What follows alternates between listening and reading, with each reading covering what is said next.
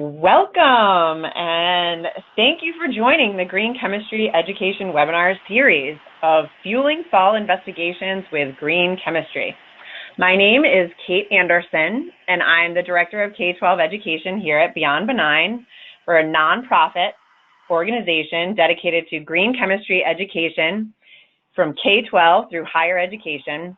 This webinar series is designed to highlight relevant chemistry topics to chemistry education, educators, and students who are looking to adopt green chemistry in their courses and schools. This webinar will be recorded and posted along with supporting documents on the following link, Green Chemistry Beyond Benign Resources Webinars. All attendees are in listen-only mode, and if you have a question during the webinar, please type it into the question or chat box in your control panel at any time during the webinar. All questions will be addressed by the end of the presentation. Also, we'd love for you to join us on social media at Beyond Benign, and we are very excited that this Fueling Fall Investigations with Green Chemistry is done in partnership with the New York State Pollution Prevention Institute. And at this time, I'd love to turn it over to Sarah Koslow from the New York State Pollution Prevention Institute to tell us a little bit about the organization. Sarah. Thanks, Kate. Hi, everyone. Thank you so much for taking time out of your busy schedule to join us for this webinar. I am the Community Outreach Coordinator at the New York State Pollution Prevention Institute. It's a bit of a mouthful, so we like to call ourselves NYSP2I. We are located at the Rochester Institute of Technology in Rochester, New York, and we're established a little over 10 years ago. We get $3.9 million in annual funding through the Environmental Protection Fund that's administered to us through the DEC. And then we have various focus areas within the Institute. I'm focused on outreach and education and kind of scattered out throughout the other programs as well. But some of the other programs that may be of interest to you, we have a emerging contaminants and green chemistry program, which is where this falls. And then we also have a food waste diversion program that's been growing pretty quickly. Next slide. So NYSP2I has a couple of partners throughout the state. We have a list of university partners, including the Rochester Institute of Technology, SUNY Binghamton, Clarkson University, Rensselaer Polytechnic Institute, and the Cornell College of Agricultural and Life Sciences. And then we also have a couple of manufacturing partnerships throughout the state as well. We're really excited to be supporting the work that Beyond Benign does on green chemistry. And we wanted to let you know that in addition to promoting curricula like this around the state, that we also have programs through NYSP2I and the DEC to remove hazardous and toxic chemicals from schools. So if you would like to learn more about these programs, please feel free to contact me by phone or email. You can find my contact information on the New York State Pollution Prevention Institute website. Thank you. Thanks so much, Sarah. So it's really exciting to have Sarah here with us co-presenting with Beyond Benign. And this is the name of our nonprofit. So it's a bit of a mouthful. And let's go a little bit behind what it means. So what is in the name of Beyond Benign? We're going to be being environmentally benign in green chemistry technologies. They must have comparable economic and performance to be successful in the marketplace. So with that, we're getting a little bit more clarity. But here's a slide that will tell you a bunch more, and I have to introduce myself. My name is Janie Butler. I am the K-12 program manager at Beyond Benign, so this is where I work. So what we do as an organization is we work to develop and disseminate resources that empower educators, students, and the community to practice sustainability through green chemistry. Our hope is that we can make a world where the chemical building blocks for products used every day are healthy and safe for humans and the environment. So doing both those things at the same time, it's really important to us. We've grown a lot over the last few years. 2007 is really where we started to kick off, and now we're at 2019, a lot of really exciting things up ahead for us and our organization. We're broken up into 3 different compartments. I touched upon this before a little bit by saying that I work in the K-12 setting, so I get to be a little egotistical and make our icon a bit bigger than everybody else's to give us more of a shout out. But I figured you guys would agree with that as well, since you're the K-12 audience, so maybe you can be biased with me. So in the K-12 setting, we do a lot of conferences and presentations. We have an online course for high school teachers, and we're able to do all of this really important and impactful work with our team of 21 lead teachers. Our lead teachers are all throughout the country. They're really, really amazing. You guys are going to be so happy with everything you get to hear from Scott and Annette, 2 of our really great lead teachers today.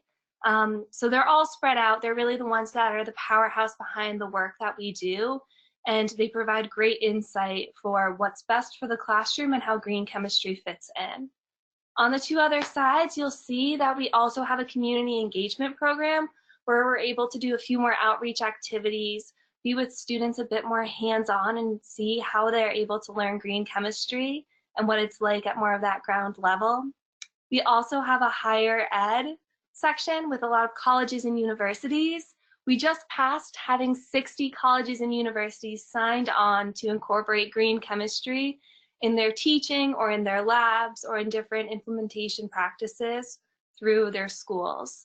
So these are our 3 program breakdowns. Of course, there's a lot more going into each one of them than I could ever cover here, but a really good point is that we believe that education is at the center of all of this, and especially K-12 education. So you can see in this icon, we think that's the core, and how we're able to make really important, impactful change is through incorporating green chemistry at that ground level.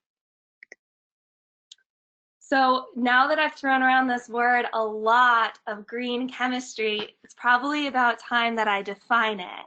So it's the design of chemical products and processes that reduce and or eliminate the use of hazardous substances. That's a bit of a lot to take in. I like to think of it as benign by design. So doing things in a less harmful way and doing that intentionally, knowing about it when you're designing the product. This ties in again with our name of Beyond Benign, going beyond not being just harmful, but doing it in a better way. So non-harming to the environment and the education of it. So this science is broken down into the 12 principles of green chemistry. Each one of these you can go into a lot of depth about. John Warner, who founded green chemistry, also co-founded Beyond Benign. So he established these 12 principles, he outlined this science, and while he was doing that, he thought, we need to have the education behind this as well to know that it's important. So that's why he started our nonprofit in the same stroke as having this field. So these are the 12 principles. It's a bit much to take in. I prefer this more simplified version. That's the 3 criteria of green chemistry. So if we boil those down, this image, I think, defines it really well. So it's trying to do things with a low cost and a high level of safety for both us and the environment, while able to still perform at a high rate. It has to be able to do all of these 3 things to be able to be considered green chemistry and for us to support its practice. Another really neat way to think about green chemistry is that it's the only science where the focus is on reducing or eliminating the hazards. So oftentimes you can think about a lab and the scientists will have goggles on and lab coats and gloves and all of these different protective measures to reduce their exposure. They're still working with really risky things. Green chemistry, we're trying to get rid of that hazard. We're trying to do things in a bit of safer way for humans and the environment. So while we're able to decrease the exposure as well, the risk overall becomes a lot less because there's not that intrinsic hazard involved. So yeah. Now that I've just said a lot, you guys are probably sick of hearing from me. And it's always better to hear from our teachers. So Scott and Annette, they are fantastic. They're both teachers from New York, and they're going to be featuring what they're doing in their classrooms to incorporate green chemistry and what its implementation really looks like in the classroom. So I'm going to hand it off to Annette right now. Hello, and thanks for joining us tonight. A little bit about me. I live in Albany, New York, which is the capital of New York State, and I have been with Beyond Benign since 2013. I am one of their lead teachers, and I also have the honor of being a New York State master teacher and at the same time an adjunct professor for Syracuse University, who is National Board certified. If you have questions at the end and you don't get to ask us, then my contact is right on this slide.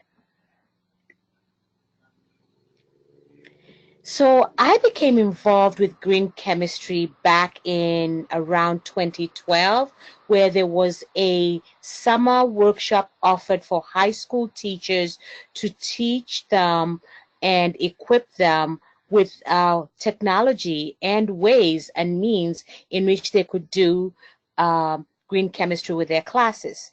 So it was in conjunction with the environmental DEC group, which is right here in the Capital District. Beyond Benign was also involved, and it was at Siena College. And so after participating with this, I felt that this was something I really needed to do in my classes, and I've been embracing green chemistry since then. So that slide just covers a little bit of an excerpt that was in the newspapers in Albany, New York, about Green Chemistry Summer Institute. Next slide. Okay. So I teach green chemistry because I can provide an engaging real-world context for the chemistry content. Green chemistry is modern, it's relevant for me and my students, as you have been listening to the news with the Green New Deal that is going on at the United Nations talks with the G7. It's important to teach students to practice principles of sustainability, experiments that are safer for students and the environment. And it's also important to excite students about careers in math, in science, and engineering that could have an impact on a sustainable future. So Kermit the Frog, a great symbol for green chemistry, he once said, "It is not easy to be green."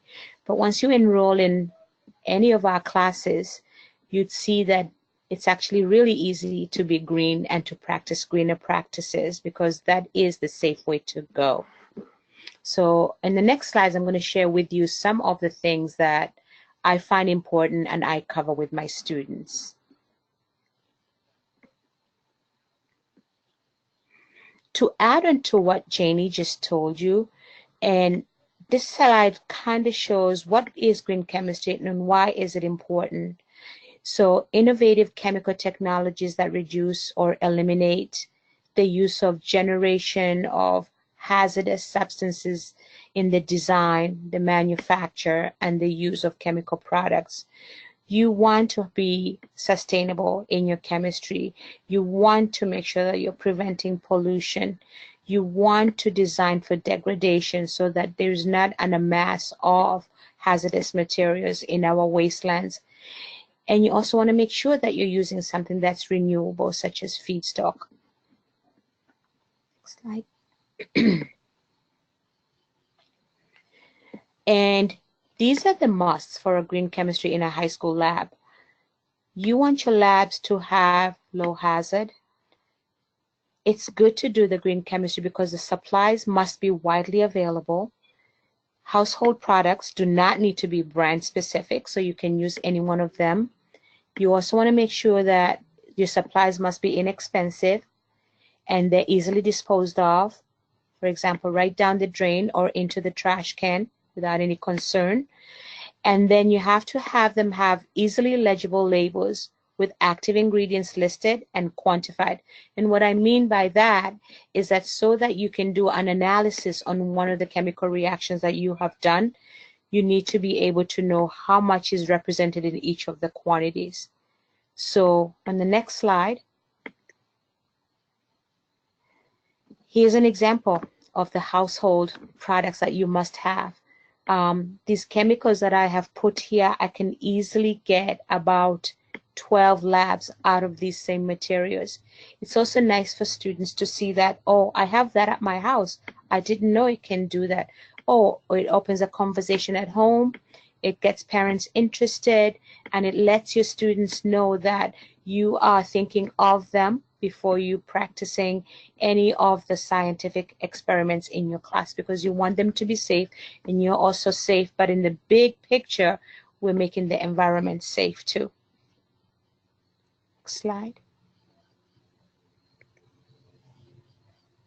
So this is what my green chem supply room looks like. I go to the local supermarket and I get my supplies from there. My school now has a work order with them whereby we can order and pick up, and we can actually be able to have bulk, singular, or even medium of any one of these products.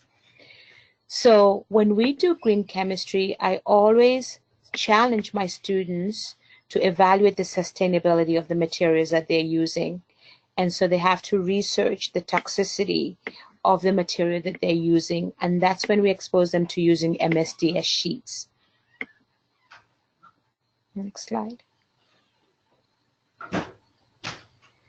With any of the labs, I am in New York State, and so the big push now is for the three-dimensional learning and teaching, and so argument-driven practices in the class. So this is one of the assignments that my students always have. And so they begin by observing an ice cube at room temperature. And so the simple question is, what happens to ice at room temperature? Does it change? If so, what type of a change is it? Is it physical or is it chemical? And so my students need to make a statement for me saying that this change is physical, if that's their claim, or this change is chemical, if that's their claim. They're going to gather evidence. They have the latitude to either just watch the ice cube or use a thermometer at the ice cube. They need to be able to ask questions, whether what would happen if they manipulate it. And using their evidence, they can then use that to reason as to why they made their claim. Next one.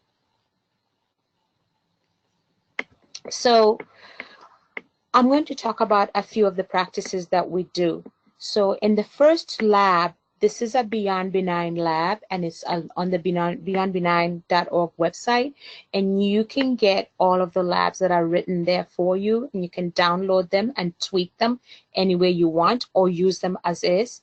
And chemical versus physical changes is one of the labs. I assigned this early on in the year. I want my students to engage in an argument-driven inquiry. I do not give them a lot of information about chemical or physical, but they do have the latitude to research it. We have a series of stations set up. You can have the students do every single station, or you can have the students do one station and report back to the class with their information. And what happens with this one is that the students run various experiments using everyday household materials. Then I challenge them to think about what types of changes that they have observed, and then using their argument-driven inquiry, state whether the change is chemical or physical. So we did this last week, and my students, each of them was given a station. If I can go to the next slide, I might have an example. Each of them was given a station to work on. The students had to take a photo before of their materials. They had to record the reaction or the change as it took place for about 2 minutes, and then they had to take a photo of the completed product at the end. we used household products. So on this station, they used hydrogen peroxide and yeast. And so the students had to make their observations. I do tell them that observations have to include their 5 senses. This is early on in the course. And so students sometimes are just going to tell you what it is and not complete their explanation. But with the little video that they make, we put that on our class hub, which is a classroom. And so each of the students is responsible for the entire sheet, but they can actually click on the video and see what the reaction was. And they could say, well, this group said it was chemical, but we feel it's physical because of this reason and that reason.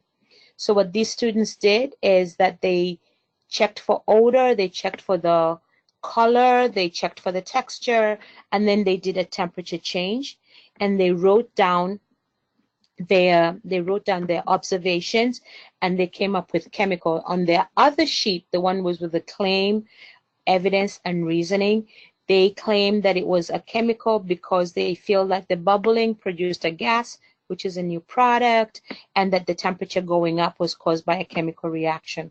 So that's just one of the examples. And this particular lab, when you do get it, it has 12 stations. One of my students was absent. And just to show you how useful this is, so you can do it with students in class, they can be a take home. The student was absent and she goes, well, I missed the lab, what can I do? And so then I said, well, do you have, I wanted her to do a vanilla lab. I said, do you have vanilla essence at your house? She didn't even know what that was. So she just said, I don't. So I said, I want you to cook an egg. I want you to take a picture of an egg. After you crack the egg, before you cook it, film it while you're cooking it, and then take a picture at the end, and then answer the question, is this chemical or physical?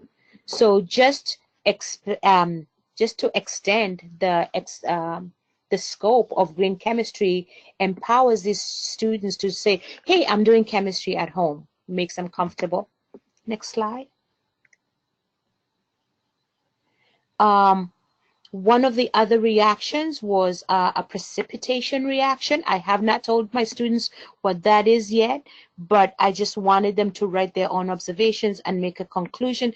And you can see that on the far right, the students said this is a chemical reaction because it went from 2 clear liquids to a white foggy solution.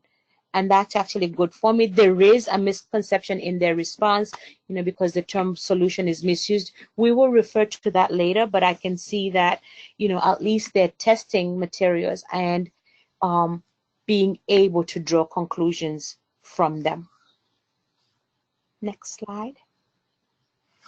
So next week, my advanced level. So the first 2 slides that I was talking about of this reaction is for my Regents Chemistry, which is a first-year chemistry course. I also teach a second-year chemistry course, which is advanced placement, so the AP chemistry. And one of the labs that they're required to do is a titration.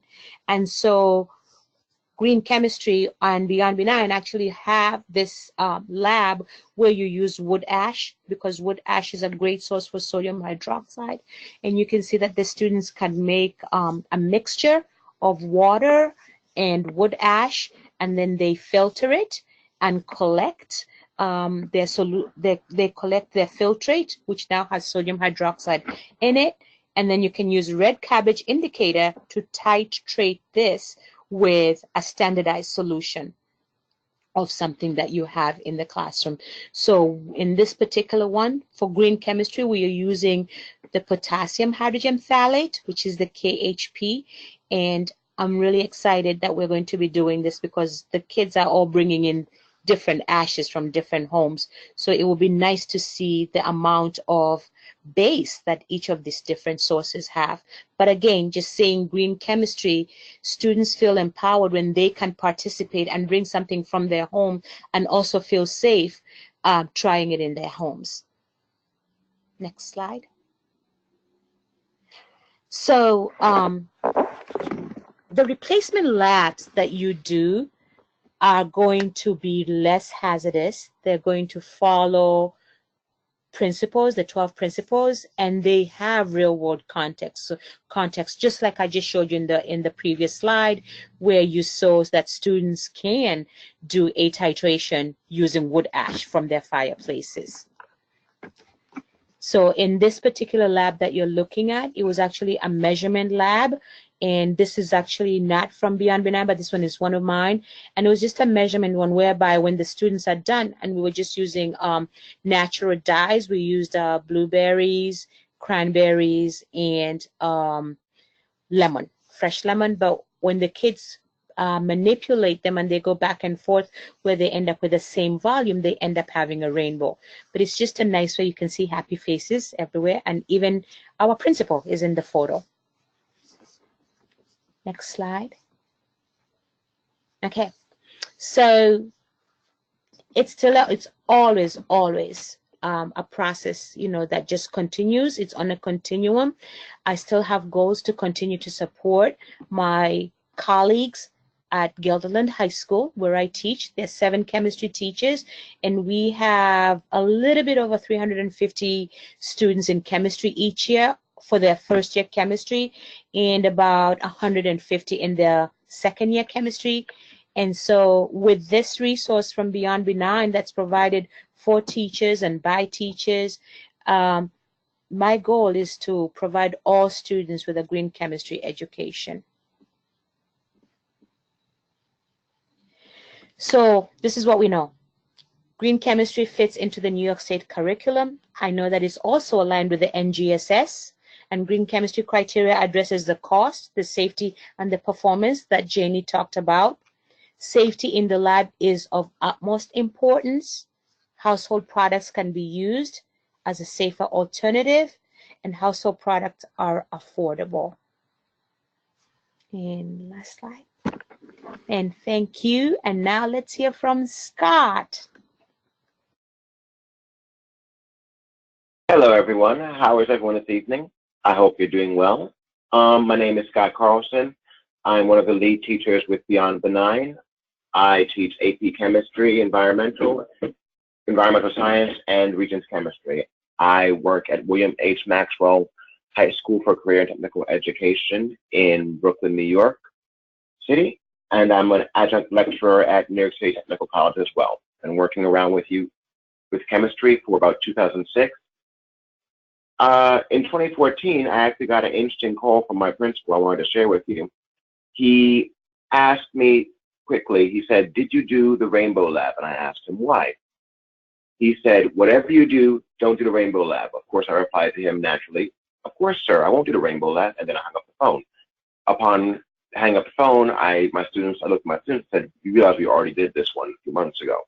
Little unbeknownst to me, a colleague of mine had actually done the Rainbow Lab, and a travesty occurred where a number of students were injured.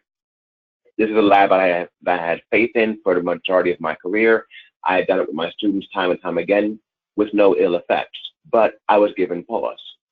My colleague, who I had a great deal of faith in, was unable to keep the safety precautions in check and protect her students to the best of her ability. I would never want to see that happen with myself, my students, or anyone else teaching chemistry in our community.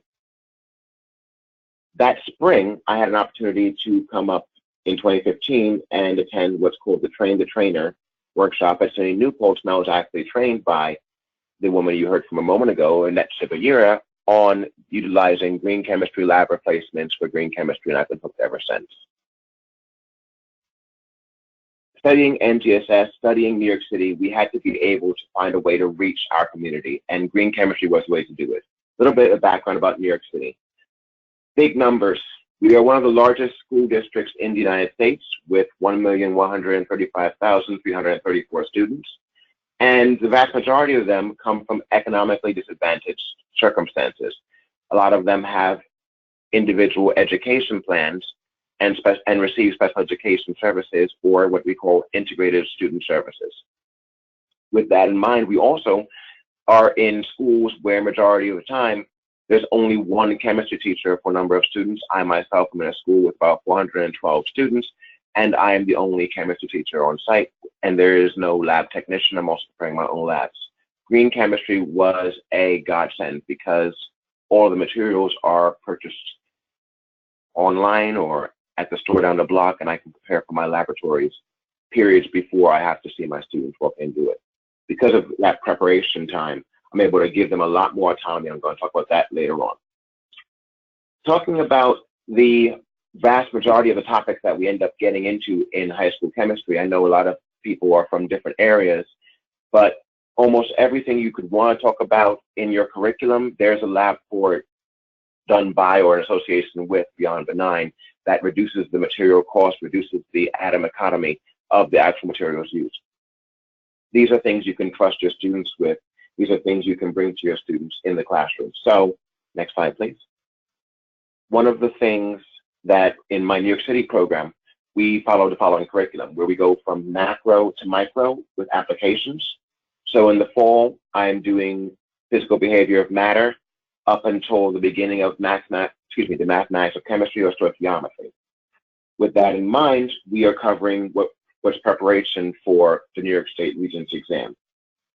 One of the things that NGSS and the standards are moving towards, as I said before, and as Annette mentioned there as well, is real-life phenomena and the application of those phenomena for students.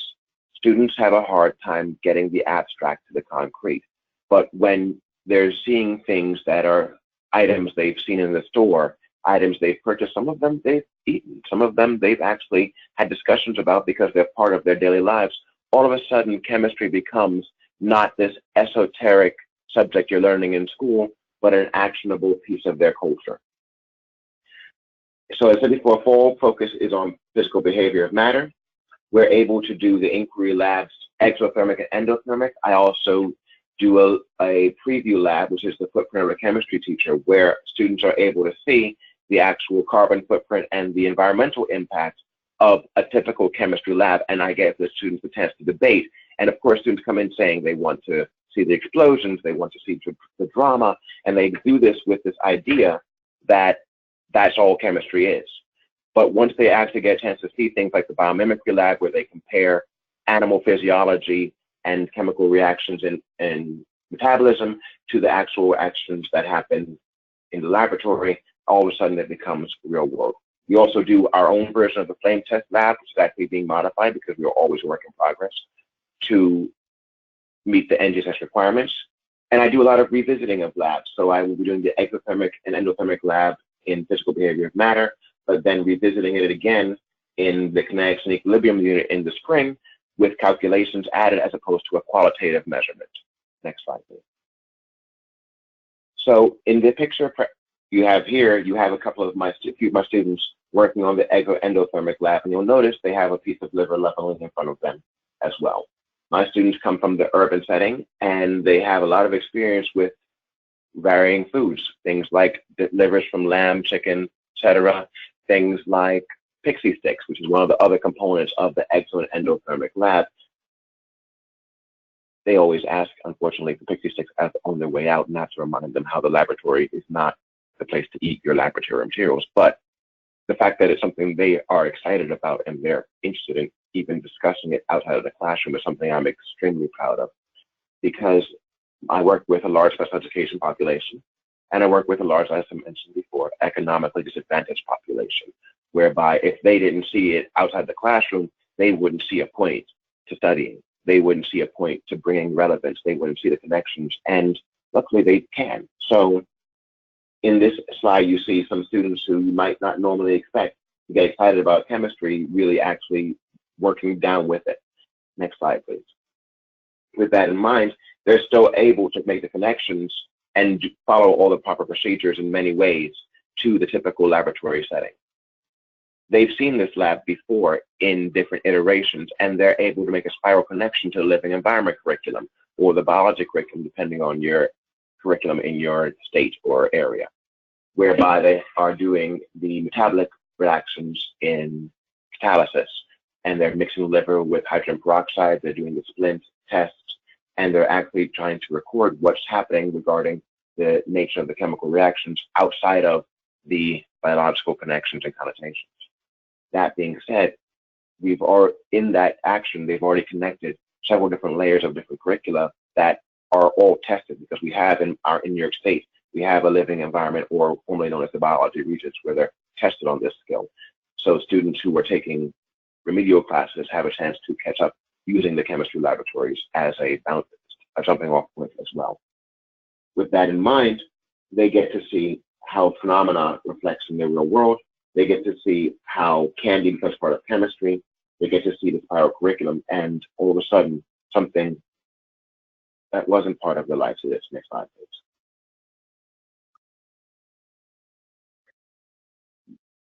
With that in mind, and I know this may seem like necessarily the most obvious answer, but I'm very proud of this picture because most of the time my students aren't necessarily happy to be in chemistry. They think it's a forced upon subject, but because they're able to see the applications of it and they can take something and walk outside and do it in their homes. They can take home labs with them. And I have a lot of students who are long-term absences. So students who have children of their own, students who are in circumstances where they're in foster homes or independent living situations, and they can't attend school on a regular basis in order to get their seat time and hours for the New York State Regents requirement.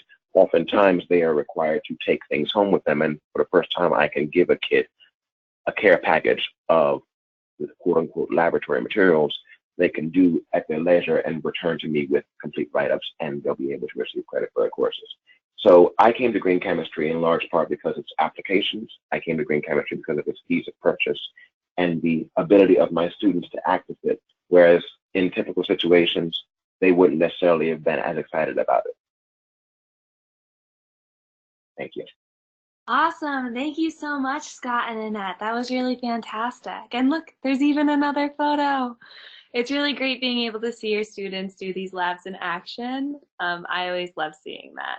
So before I jump into this, I just want to thank the two of them for sharing so much and going through so many good resources and different labs they use. So hopefully that helps you imagine a little bit of where it could fit into your own curriculum, where it would make sense, if it would help with students being out or missing classes. I think both of them shouted out to that, which were really great solutions they came up to accommodate those students in different ways. So what I want to share with you now a little bit is just the tools in order to make this happen in your own classroom.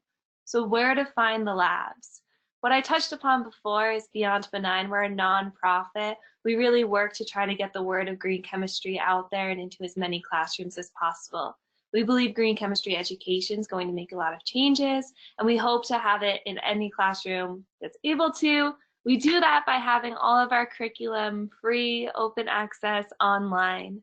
We also have it all available in Word documents, so you're able to edit it and change it to each of your own classroom's preferences.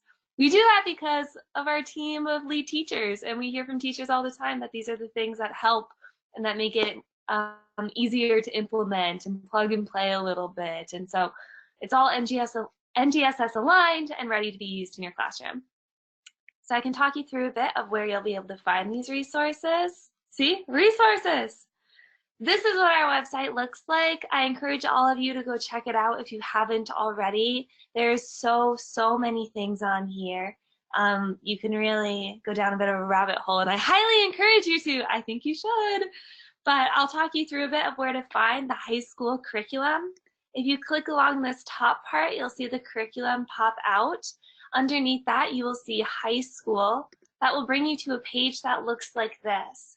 Scott gave a really great shout out to this before, that you'll be able to see all these different topics. This is how we have it organized right now. We're hoping that this helps you see how it could fit into each of your classrooms. Scott also had that great resource of each of the different units and which lesson plan he uses underneath them.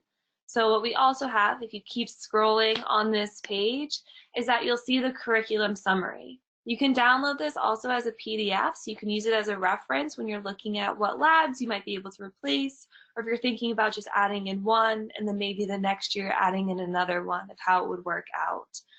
On our site, each of these are hyperlinked, so you'll be able to get to where they are, and you can see it really clear, neat, and laid out. So hopefully this isn't all of it. You'd have to keep scrolling on the page, but I didn't want to put all of that in here. There's a lot of resources, and they're all in that format of free open access online.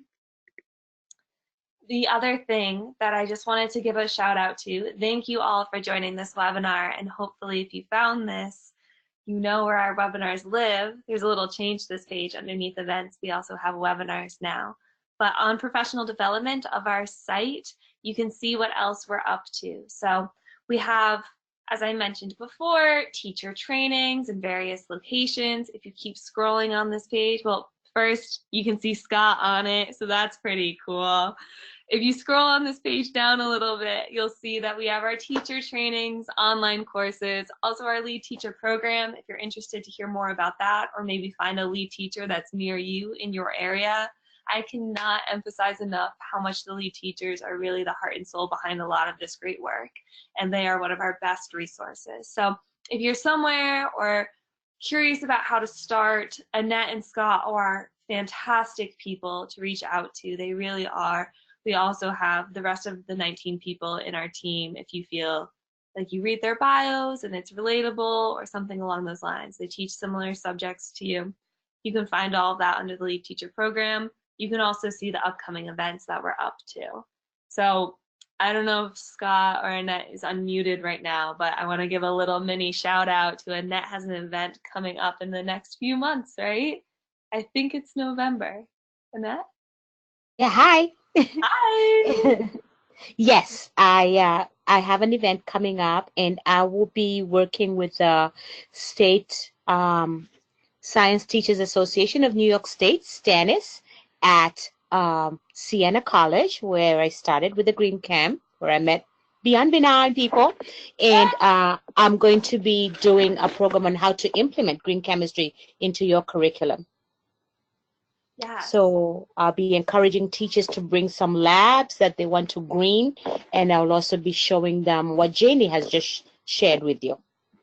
Yes, and all of that's available to find on our site as well. We also have 2 other teachers that will be presenting at the Stanny's annual conference, Stephen and Dana, and they will be sharing a little bit more about middle school and elementary school, different levels, different grade levels, and how you can level curriculum to have it apply in those different settings. They're going to be focusing on biomimicry and how that relates to green chemistry. So that would be really great too if any of you are interested in that.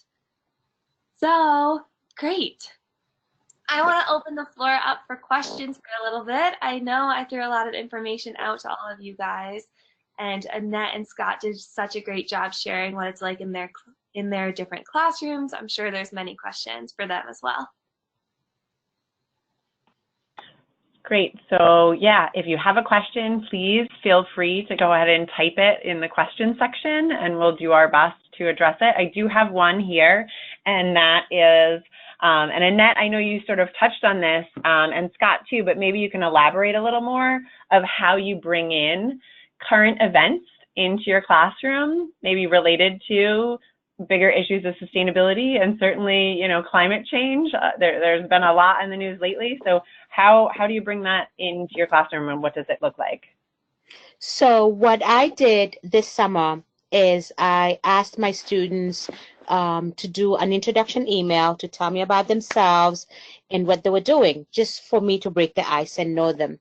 And then a week later, I said, hey, you guys say that you are all over the place. You are doing all these interesting programs. I want you, every time you see a phenomenon, record it and put it in our folder. So we have this huge phenomenon folder whereby these students of mine uploaded the most amazing things. Some were as, you know, simple as lightning, some were waterfalls. So we use those to actually spring off. We look for the chemistry that's happening in nature, almost like biomimicry. There was a kid who was seeing green tree frogs. We've discussed those. And then on the sadder part, the colleague of Scott that he was talking about who did the rainbow reaction, this is the anniversary. I think it's, Scott, correct me if I'm wrong, I think it's maybe 10-year anniversary because the article was just in the news. And so we brought that up. Yeah, and the victim who got the burns all over his body was actually speaking. He was re-interviewed as an adult, and he was sharing his story. So we linked that in our big document. We talked about it because it's a good way to revisit safety. So it's really great. It's really great. So it's always current. It's happening everywhere. Literally, when we talk about green chemistry in the classroom, We talk about the different issues that come up in conversation regarding interpretation of different news sources, trying to judge their veracity and see the actual impact of it. So I have my students actually analyze the differences in the context of the idea of what is organic, what does it mean to be organic, and those different ideas. And I do this when I'm doing the Ecovative lab actually in the spring, where I talk about why is this a good thing or a bad thing? What are the different meanings behind the organic chemistry, not the organic chemistry, the organic foods movement, and how does that relate to the actual chemistry of your food and the activities we do in class? So they had a chance to actually they saw a New York Times article on the organic food movement, on the green grocery movement.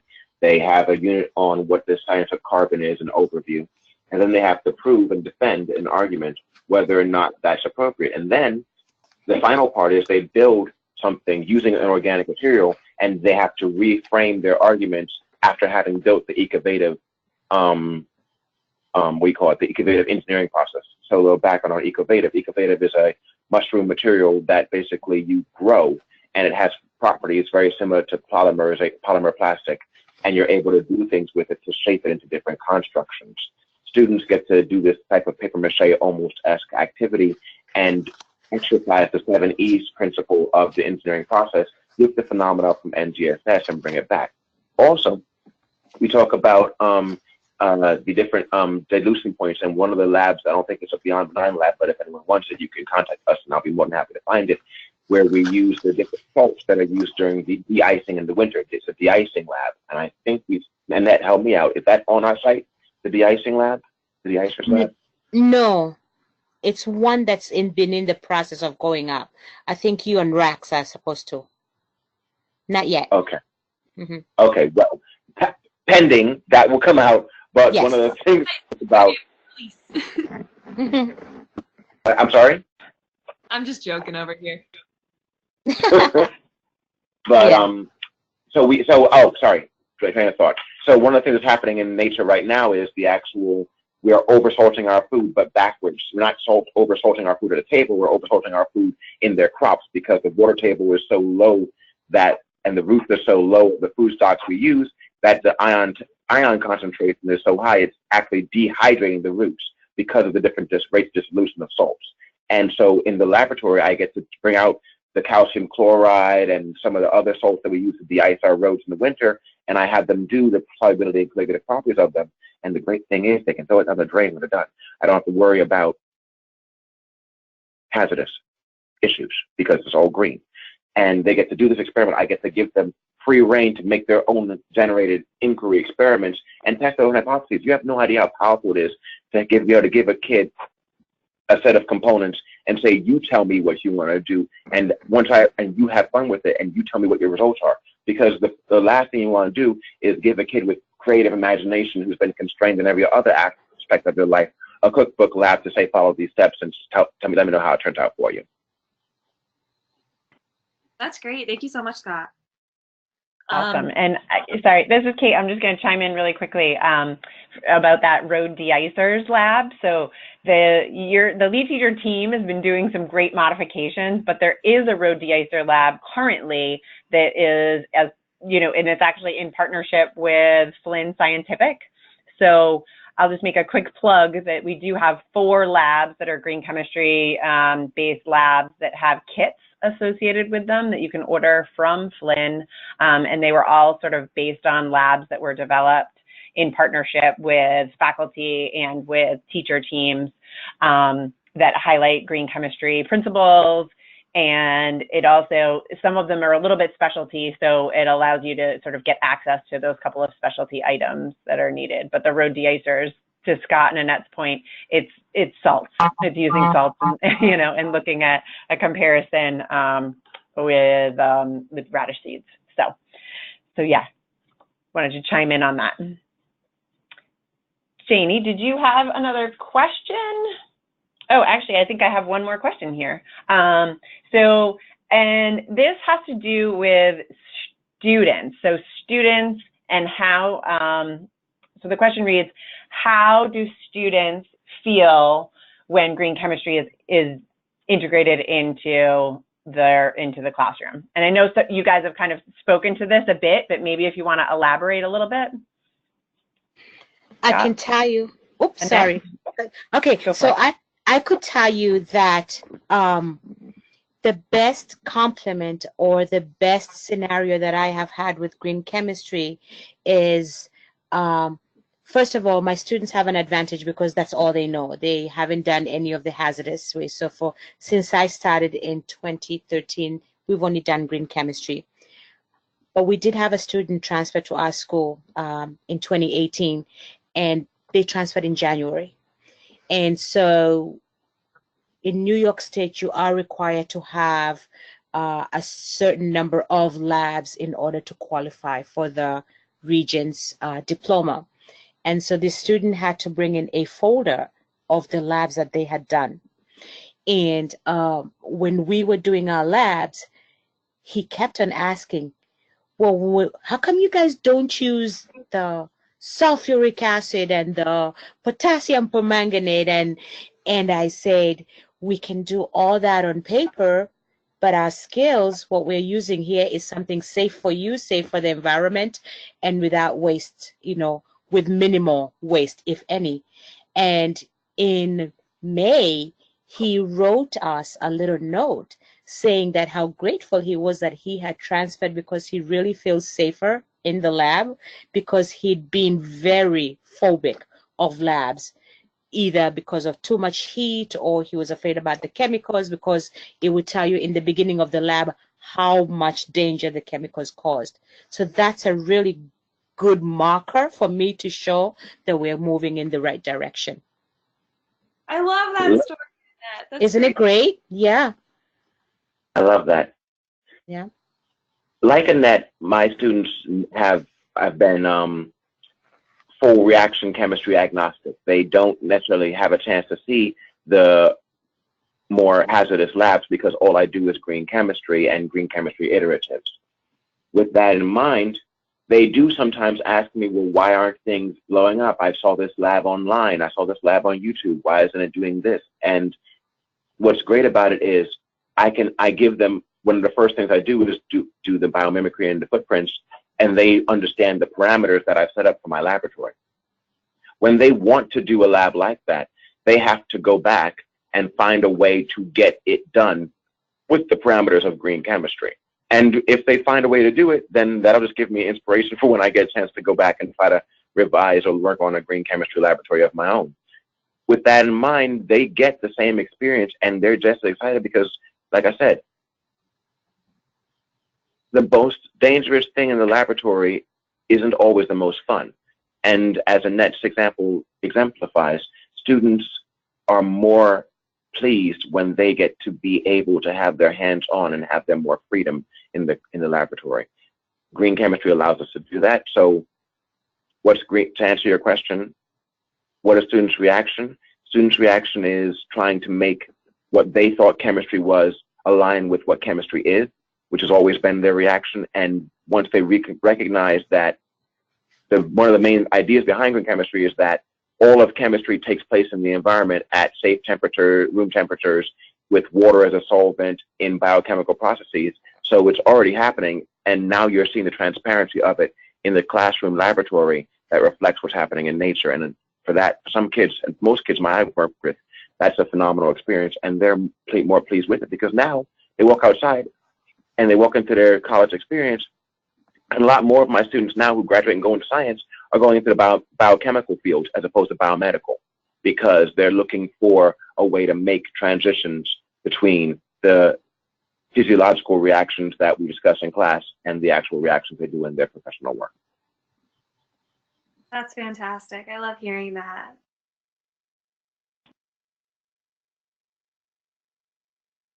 I can share that last week. I can share also that last week my advanced chemistry students had to figure out how much water is attached to a crystal, the percent hydrate lab, and we used Epsom salts. And that just completely blew their minds because each one of them knew about Epsom salts and the different uses for it. So it's great.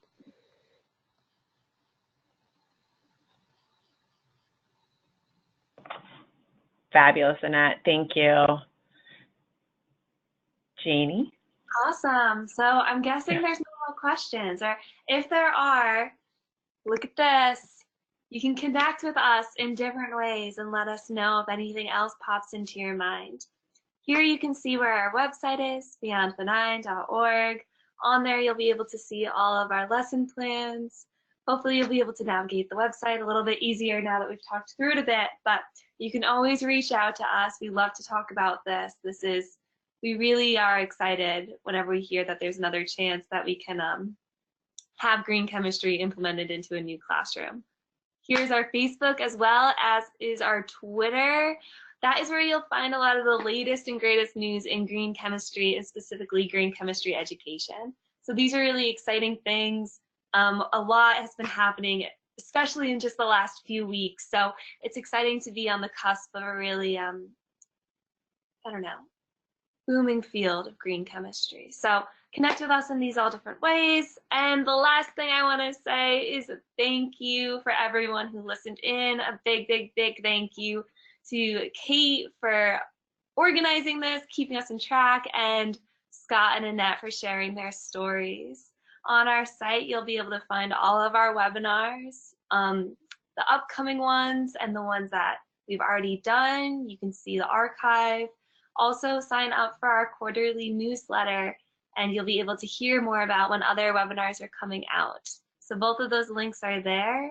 And just as a quick plug, if anyone is interested in more of the higher ed sphere, we have a Green Chemistry University curriculum webinar that we'll be hosting on October 23rd. You're able to register for that now, so you can do that. Go ahead. It's in, I think, just about a month. So you can keep it on your radar so you can get an update in that regard too. So thank you so much, everyone. You're welcome. Thank you. Yes. Thank you, New York State Pollution Prevention Institute as well. And everybody have a great night. Good night. Good night. Thanks, audience. Good night.